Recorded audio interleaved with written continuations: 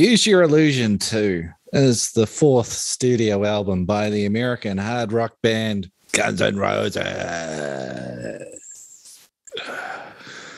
The album was released on September 17th, 1991, the same day as its counterpart, Use Your Illusion 1. Both albums were released in conjunction with the Use Your Illusion tour. Bolstered by the lead single, You Could Be Mine, Use Your Illusion 2 was the slightly more popular of the two albums, selling 770,000 copies in its first week and debuting at number 1 on the US charts. The Use Your Illusion 1 sold 685,000 in its first week. It's the last Guns N' Roses album to feature rhythm guitarist Izzy Stradlin. It also includes Civil War, the last track to feature drummer Steven Adler in any capacity. The album, along with the counterpart of the album, was the last Guns N' Roses album to feature original material until 2008's album Chinese Democracy, and all of this shit is out of date because they're doing stuff now again. Brad, you're obviously the greatest Guns N' Roses fan of all time. Good evening. Of all time. Yeah. All time. Absolutely. All time. I could name 2 members of, maybe 3 members of the band. When this came out, Axl Rose. Yeah. Slash, don't know Slash's real name. Duff McKagan. Yeah. You just said Steven Adler, so I'll say he's the drummer. Yeah, I told you the last one too. Some guitar guy, Mick Taylor. Izzy Stradlin. Izzy Stradlin. Izzy Stradlin. Something. IZZY. Okay. Yeah, you got them. All right. Yeah. Apart from the one I told you. You told me 2 of them. I told you one of them. Yeah, look, if people want to know my thoughts on Guns N' Roses, I think I never bought albums in the heyday, right? When they came out, I was too young for this shit, man. When this came out in 91, I was still listening to Roxette and, like dancing around like a 11-year-old would. But again, as we've spoken many times, I have an older brother. He bought these. And so through osmosis, I heard them. I knew the songs. I remember the video for November Rain. It's a trip, a journey of Michael Jackson proportions. So yeah, definitely aware of them. But never bought albums. You, on the other hand, you must have been, this would be right down your throat, right? No. Oh. I was a Metallica, Megadeth, Slayer kind of guy at the time. Oh, you were heavier. Someone gave me a dub copy of Appetite for Destruction. I thought it was pretty good. It was all right. It's okay. I don't know if I wanted to like it that much because I was into heavier stuff. You know what I mean? I was like a stupid teenager that had prejudices. That's not my genre kind of thing. Right. So you were heavier when this came out, and I was definitely lighter. But we were both aware of its presence. I thought they were great. I thought they had cool songs. I thought Sweet Child of Mine. Thought that was an amazing song. I thought all that stuff was amazing. But I was into heavier stuff. So Use Your Illusion 2. Why did you pick this one over? You could have pulled off the double album and I would have done it, but you specifically said Blue. Why? Well, I thought we should do an album at a time and sort of stretch this shit out, or we're going to run out of albums. But yeah, the Blue one, this was the album I did buy when it came out. Like when Illusion 1 and 2 came out, again, hysteria. It was madness. It was Guns N' Roses everywhere. Yeah. And this was the one I bought. And at the time, you're a teenager. You had to buy albums back then. We didn't have a lot of money, so you had to kind of choose carefully. I remember with this I got it because it had You Could Be Mine. I had to have that one, and I was kind of bummed that it didn't have November Rain on it. That was Yeah, on the album. that's it. So looking, I'm like to back up your point. I'm sitting here looking at the track listings between the two. Abs like November Rain's the only huge song that I think on the Orange one, on Use Your Illusion 1, right? Yeah. Don't Cry, sure, it was a big single, but you kind of get a version of that on Blue. They're both fine. Yeah, Live and Let Die was a shitty cover. I like that. Nah, it's garbage. That's better than Knocking on Heaven's Door. Okay, man, all right, I'll give you that. But Knocking on Heaven's Door, it solidified to the masses who Axl Rose was. You know, he was just going full Axl. You know, the whine of Axl, right? And that song I remember being all over the radio. Everybody, when you say Knocking on Heaven's Door, they go, oh, yeah, that Guns N' Roses classic. They don't go, oh, the Bob Dylan banger from 1974, whatever it was, you know? Yeah. Like, and it's got a killer guitar solo. Like, they definitely made it their own. So, yeah, you can't sort of discount it. That's good. But then, you know, as you say, Civil War, Estranged. My God, that's a good song. Right? Yep. Epic. Right. 9 minutes of it. So good. I'd only just, like, before you wanted to do this album, that song had been on my high rotation. So it was on my top song. Yes, you know, Spotify gives you your top songs of the year or whatever. Estranged was in there. And again, I'm not a big GNR guy. Right? I wouldn't often chuck them on. But that song, for some reason, it's got it all. Everything to me that sums up, like now, if I think of good Guns N' Roses that I want to listen to, you know what to expect. You got your Axl, but then production-wise, on these two albums, you got the rhythm section is so good, right? Like the drums and the bass sound are fantastic, and then you layer on top of that this brilliant Les Paul solos of Slash. It's all going to work, right? So Estranged had all of that, and it was like a new song to me. And so I just played it over and over again because I didn't hear it when it came out. So listen to it recently, I'm like, this is magic. For me, Guns N' Roses was always, I bought a single, I don't know, in like the year 2000, and on that single it had November Rain, Sweet Child of Mine, and what was the third song? Had a third one of their other hits. And that was kind of GNR, you know, GNR hits. So to hear that song was great. And then when you said, let's do that album, I was like, well, that's the best song on this album by far for me on Blue. What about You Could Be Mine? You like that one? Yeah, good song. Absolutely link it to Terminator 2, right? Like it was the theme song, the music video, Arnie's there, he's got the fucking roses and the shotgun and all. It's like brilliant. Sort of down and dirty, but not as down and dirty as Appetite for Destruction. More digestible, but definitely not the best song on the album. It's by far Estranged, you know.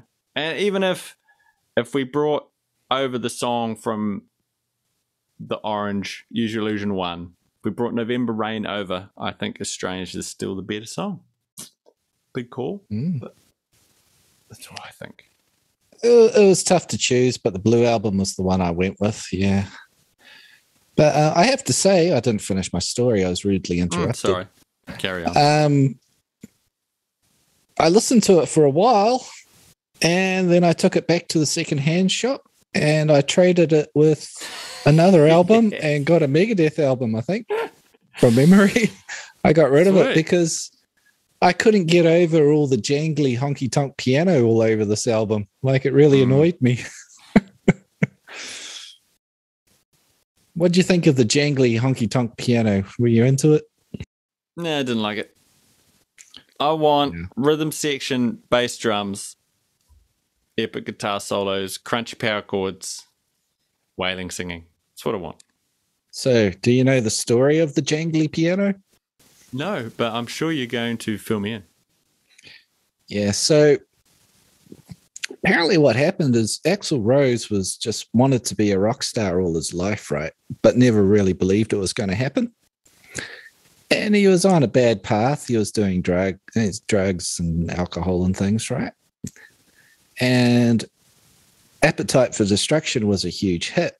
And all of a sudden, Axl went, holy cow, I am a rock star now, and I want to keep this going the rest of my life. And he got rid of all the drugs. I think he got rid of the drugs the old-fashioned way by smoking and whiskey. He kept that stuff, but he got rid of the drugs. And Izzy Stradlin, the other guy, was a farm boy who, when he was in the band, he didn't like the drug taking that was going on. And so he and Axl actually kind of banded together, apparently. And it was the bass player, Duff, Slash, and the drummer who were going really deep into drugs. And so when they were making the Illusion albums, they said progress was hampered by the fact that the bass player would be out of his mind on drugs, so they would send him to rehab and they had to shut down for a while. And then when he would come back, the guitar player would be on drugs, so they'd have to send him to rehab and everything would shut down for a while. And then when he would come back, the drummer was in rehab and they had to shut down for a while. And it kept on going like that. And Axl was getting really frustrated. So Axl started doing a lot of work on the albums without Slash and Duff around. And you get a lot of jangly piano because of it. But and this is where all their tensions were starting to build, where Axl was getting pissed off with these druggies in his band. November Rain, all that orchestra, none of it's real. It's all Axl doing layers and layers of keyboards. All of that's keyboards. Didn't know that. Yeah, so this is really Axl spending a lot of the time by himself in the studio with the band missing, creating these songs. And you get a lot of Axl on this and a little less of everybody else, I guess. Yeah, I guess. But, you know, if that's what it takes to be, and they were the biggest band in the world for a brief period, then good on him. You know, he's got to be a bit of a megalomaniac to make it happen. And there was tensions that when Slash would return, Axl had brought in his friends to do guitar parts, and Slash was coming back going, hang on, am I getting replaced? And tensions got worse and worse from there. I did think it was weird reading the liner notes of this record. Remember when we used to have those liner notes to read through of this album, and it had under the thank yous, it said, thanks to Slash for the melodies, you know, or thanks for the leads or something like that. And it just makes you go, oh, okay. So I guess, I mean, you can tell that it was the band broke up pretty soon after this one, didn't they? Like, as in the original I think members? they finished the tour. On the tour, there was a lot of famous walk off the stages from Axl, and Axl was getting the blame for all of these things. Riots were happening. But I was reading Slash's autobiography, and everything was tilted towards Slash's favor. But when you read between the lines, I really got on Axl's side.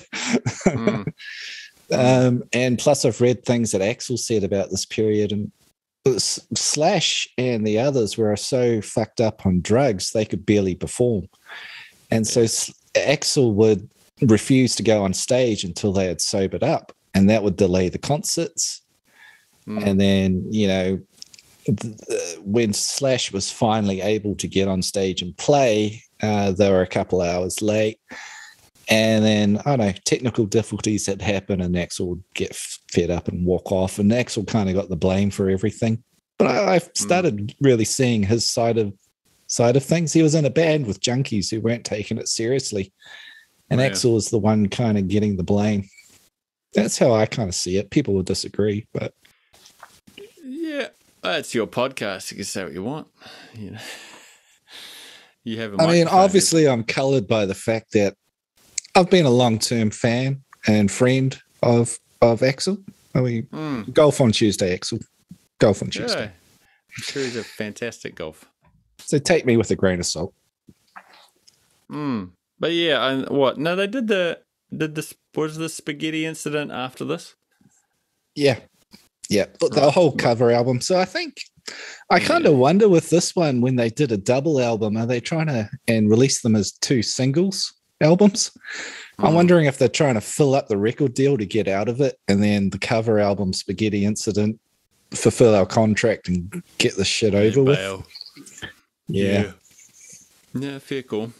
But I mean, they were on top of the world with this album, you know. I remember the music videos being everywhere. November Rain, especially, you know, it's Slash in front of the church and the dude diving into the wedding cake.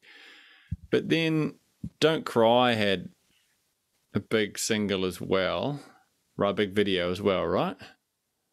Same, Yep. You Could Be Mine had the Terminator tie-in. What else came out video-wise? Civil War, no, but that was a single, wasn't it? Or is that just a radio hit? I think that was a radio hit. Don't Cry, definitely. Yeah, Live and Let Die. That was a single. Yeah.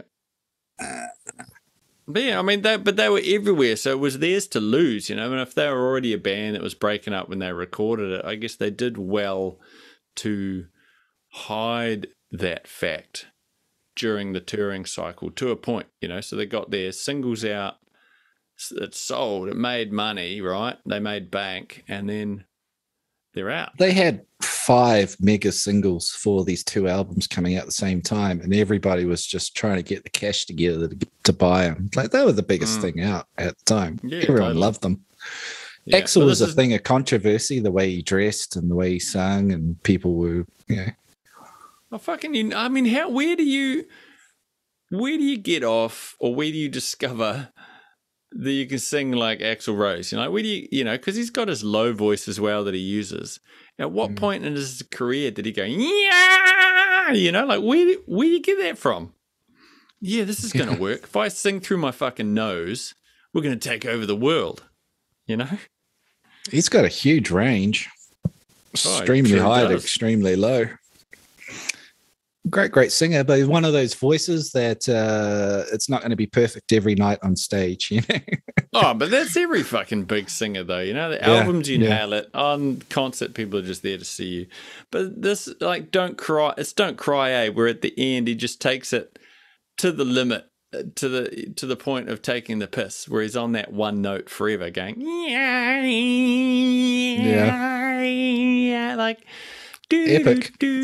Yeah, totally. But where do you get, you know, when you're recording, to go, all right, boys, we'll finish the song. I'm going to sit on this note for 6 minutes. Yeah. When you're in the studio alone, all by yourself, you're just like, well, what the fuck can I do now? Slash comes in the morning and goes, I thought it was a fucking 3-minute song. How is it 8 minutes now? Oh, it's just I've one had note plenty of time to kill Slash while you were in rehab.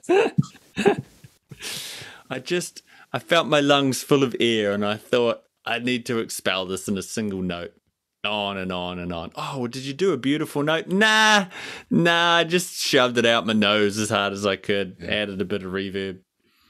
Since you've been resting, they invented a thing called Pro Tools, and we can do this shit now. Oh, great. All right. Perfect. Put it out as a single. Yeah, great idea. They'll play it out on the radio. And they did.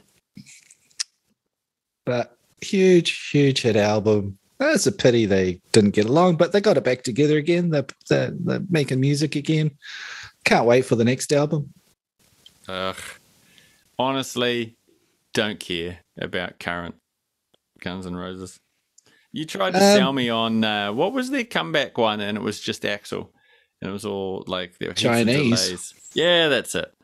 I gave that like half a listen and we'll never go back there again. Oh, yeah. Another review. But this album, how many songs are you going to skip on this one? How many good? How many are you going to skip? Skippability. This feels like a rerun of skip back to a previous episode. Michael Jackson's Bad, where there's a lot of songs, but not a lot of gold. You know, you've got to dig through the the quartz reef to expose the gold. So it's 14 songs, an hour and 15 minutes. I'm not listening to an hour and 15 minutes of songs. I'm skipping through and there's one song I'm going to give a pass. It's not the best version of it, but the Don't Cry with the alternate lyrics. Right, let's talk about that for a minute. Don't Cry, big hit single, but it's on it's on number one, mate. And so that's the one you'd heard on the radio. And so you get to this and you go, oh, alternate lyrics. Wonder if he goes deeper. It's just, they don't fit as well because you're used to hearing the single version that you've heard on the radio over and over again. So when you hear different lyrics, it doesn't feel right. But it's still it's kind of technically the same song, right? Is it the exact same music? I didn't check. I don't know. I can't tell them apart, to be honest. Well, there's different words though, right? I know there's it says it in the title. But I don't. Like, this is the song. This is the version I listen to. You know what I mean? All right. I can't really. See, fair. All right. Okay, that's fair. Yeah. So, and that for me, the 3-song chunk of "Estranged," "You Could Be Mine," and "Don't Cry." It's a solid piece of album right there. Other than that, I'm kind of jumping all the way back to Civil War, which I don't want to hear more than once a day. Yeah, Civil War, good song, but it's not their best. Don't think they should have opened the album with it. Knocking on Heaven's Door, as I said earlier, they made it their own, so it's good. Other than that, yeah, I'm kind of skipping the rest, to be fair. What say you, Savage? Yeah, I kind of feel, you can say about a lot of albums, and definitely with double albums, you can say, like, throw out half the songs, you got one good album. Yeah. This one feels like Civil War's good. It's not their best, but it's great. It's great, but it's not their best. Yeah. And then it's kind of a long drag. 14 years is okay. Yesterday is okay. Get in the Rings is okay. Shotgun Blues is a bit shit. Breakdown's all right. Pretty Tied Up, Locomotive. From there on, it gets great. Pretty tied up, Locomotives. So fine. Oh, that's all right. The bass player gets to sing. Estranged, epic. You Could Be Mine, epic. Don't Cry, epic. My World, we could have done without it. It's feel like the first half is pretty sluggish to get through, and the second half is where it kicks in. Yeah, but they were just doing like songs like Yesterday's. They were just doing GNR. It's got the drum and bass thing. It's got the guitar. It's got Axel, but it doesn't. You got to have something special on top of all that. You just can't have the sound and have it work, right? It's the if we do the Quincy Jones theory, you start deleting the 14 years and the Yesterdays and the Get in the Rings and the Shotgun Blues. You whittle it down to the good ones, I think. And they could have done a tremendous single album, I think, but not up to the standard of Appetite for Destruction. Yeah, I think part of the point of splitting it over 2 albums was the controversy and the selling point, and it was a talking point. It made made the news, as it were, like, oh, they're putting out a double album this is their second album, right? Like, technically, if it was a double album. Well, they did that Guns N' Roses Lies in between. But they were they on top of the world after Use Your Illusion? Were they an instant big band before this came out? I reckon that this... Appetite they blew up, went huge, yeah. I don't know, Sweet Child of Mine, sure, was a big radio hit, but I don't think they dominated the world until these albums. This was their huge videos, massive tours. You know what I mean? Like... Definitely. No, I think they went huge with Appetite. Yeah, they sold a lot of records. Yeah. All right. Well, if you hit your Spotify's, this will tell us what GNR is getting the most listens, not just off this album, but overall.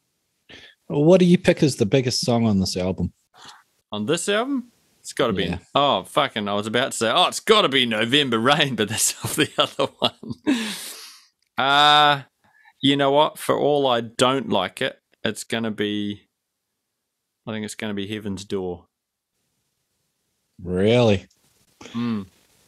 Good guess. 458 million. Woo! Almost 459. That's the biggest song. It's the most Spotify'd song on this record. Yeah. That kind of blew me away. I wouldn't have picked that one. Yeah. So Civil War, 146 million. That's a big drop. Yeah. And then, like 14 years, 23 million. Yesterday's 45 million. Get in the Ring, 13 million. No one cared. Blah, blah, blah. No one cares. No one cares. Sharply. Pretty tied up. I love that song. It only gets 14. Estranged is only 69 million. Oh, see, I think 1 million of those would be me. You Could Be Mine, only 135. Wow. Don't Cry, 321, and the rest is kind of fuck off, basically. By the standards of the other songs. Crazy, hey? Knocking on Heaven's Door. That did get blasted everywhere.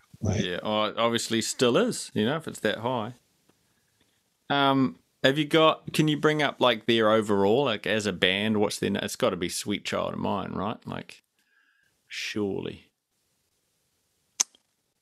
Sorry to dead air it. I'm just curious. Click, and then I got to click. Type. I suppose I could do it. Hang on, I got my phone. Yeah. Artists. Sweet Child of Mine, 1 billion.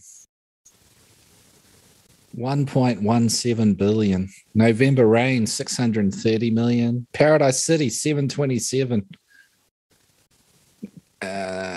Welcome to the Jungle, 757 million. Yeah, I think it's going to be Appetite's going to be the banger here. Yeah, Welcome to the Jungle, 758 million. Paradise City, 727 million. Or 28 million. Sweet Child of Mine, 1 point something billion. Wow. Oh, you cut out and I didn't even notice. Yeah, I tried to do that sneakily, but I popped back in. So again, twice on this episode, you'll have to. Did you hear that? Sweet Child, 1 billion something. I did, yeah. I was with you for all that. That was insane. Yeah, Appetite was enormous. Yeah, that's their big, their big gunner. Appetite for Destruction, 1987. So he would have been. This is the same year as Bad. Yeah, it's competing. Previous episode. Yeah. So if you were making a mixtape, would any of these songs have made it back in the day? Yeah, I think it'd be pretty much the second half of the album, pretty tied up. Locomotives, So Fine, Estranged, You Could Be Mine, Don't Cry. I might stick one of those, Civil Wars in there. One of those rare mixtapes where one band fills up a whole half a tape.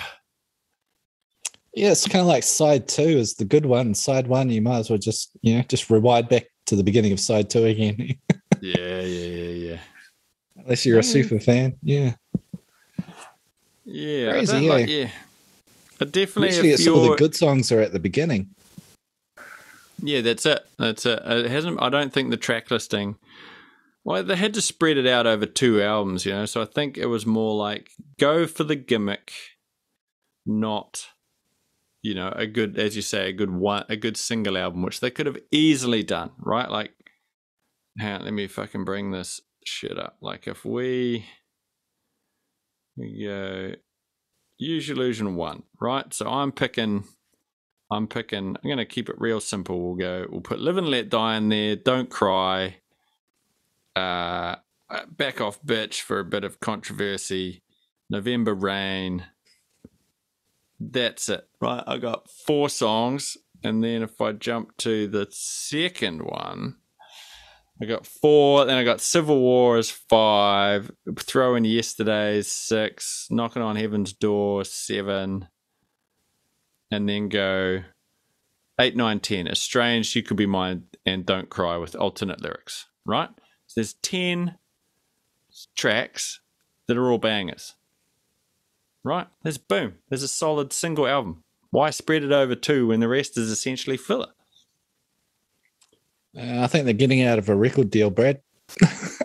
Yeah. It's the band in trouble, just going, oh God. Yeah, but do you think they went into this project thinking they were going to break up? No, they went into the project thinking we're awesome. And then through the process of making it went, oh, you're a bunch of fucking druggies. I don't like it.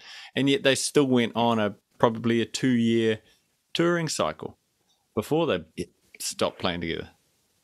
Yeah, I think definitely would have been a huge problem starting during the recording of these albums. And then spilling over into the tour and coming, because they still made Spaghetti Incident after this, didn't they? Yeah, you said that's a bunch of covers though, so that could have been made while they were doing this, for all we know. Where? Oh God, why is Spotify so fucking confusing sometimes? Well, it's how they albums and release albums, and you're just trying to. I gotta scroll. This is what the listeners want to hear. Is us. Okay, so Spaghetti Incident was 93, so that's 2 years later.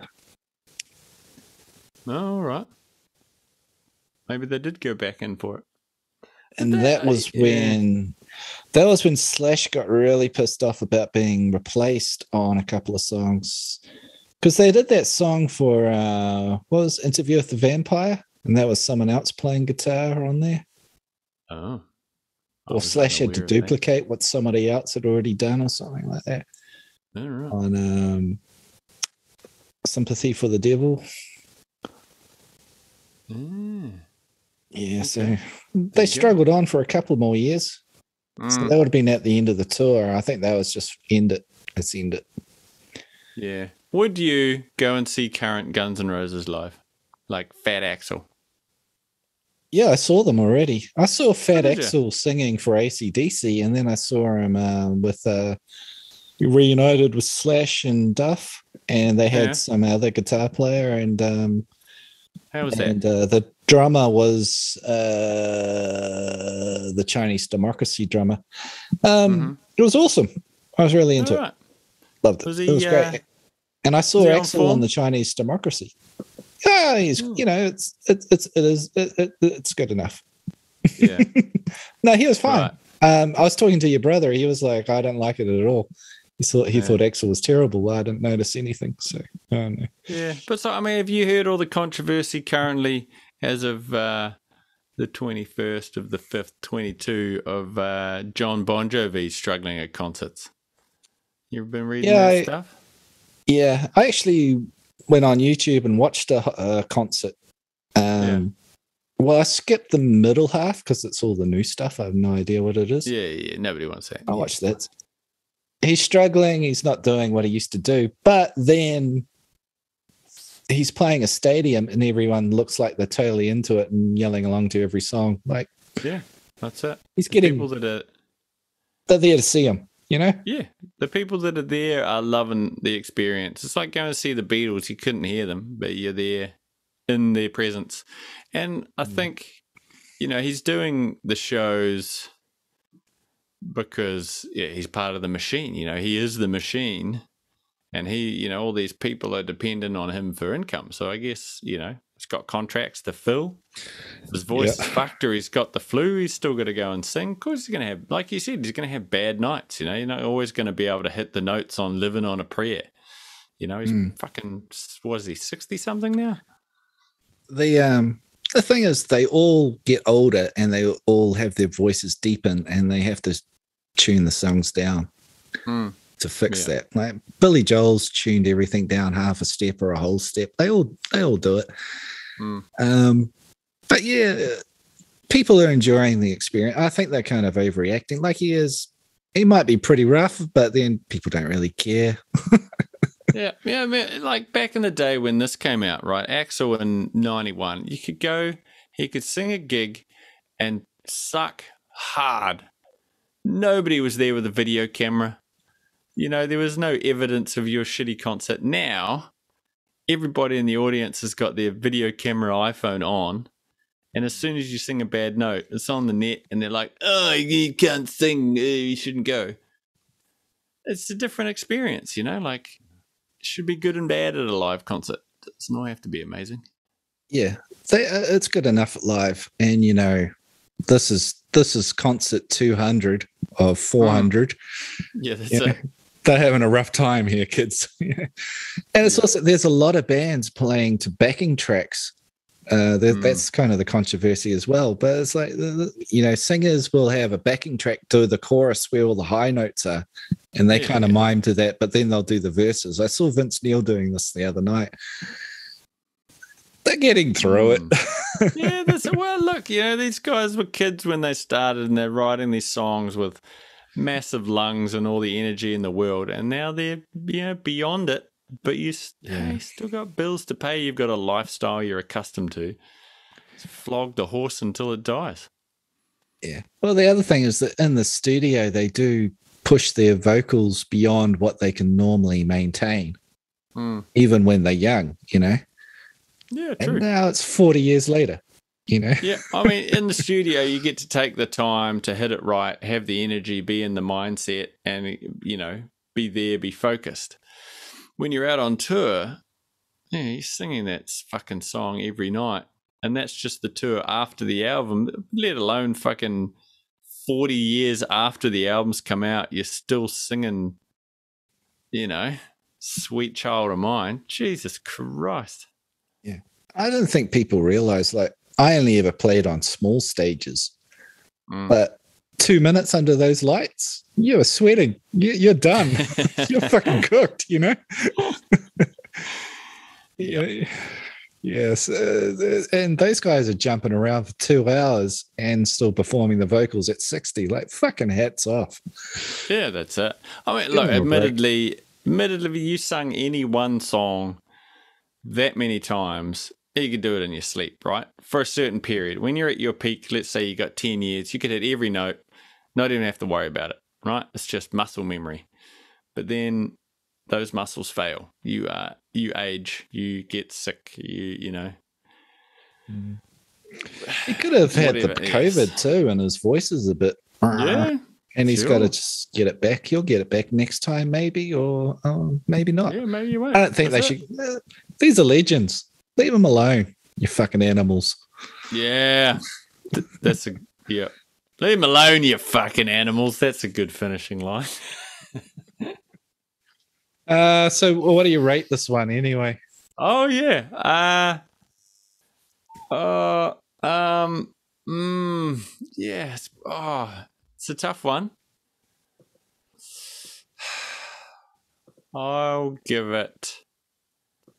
Like, I'm only going to give it a 5 out of 10, mate. I'm just going to go half. It's got blinding songs, but not enough to stand on its own. Should have been Just Use Your Illusion, not 1 and 2. Should have been a single album. I got 7.5, but I'm kind of feeling maybe I got a bit excited. Because it's really half the album. Okay. It's the second half of the album. It's plus the first song. I'm going to go 7.5. I'll stick to my guns. It's kind of a... Well, see, I think 7.5 is a pretty high score, maybe a 7 or a 6.5. I'm going to go 7. We'll split the difference. In the middle, 7. Solid. Like it.